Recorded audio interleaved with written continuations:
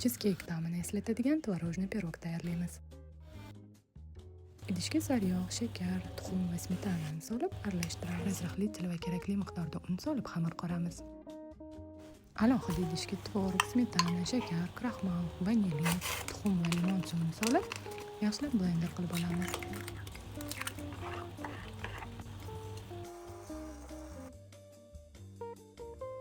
Xamirimizni tart qolipiga yoyib olamiz.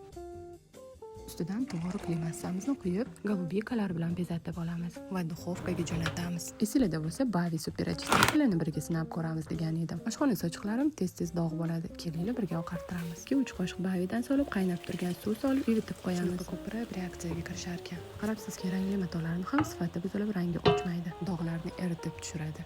Ancha yillardan beri bu sochiqni dog'i ketmaganiga ishlata olmas edim. Endi maza qilib ishlatadigan bo'ldim.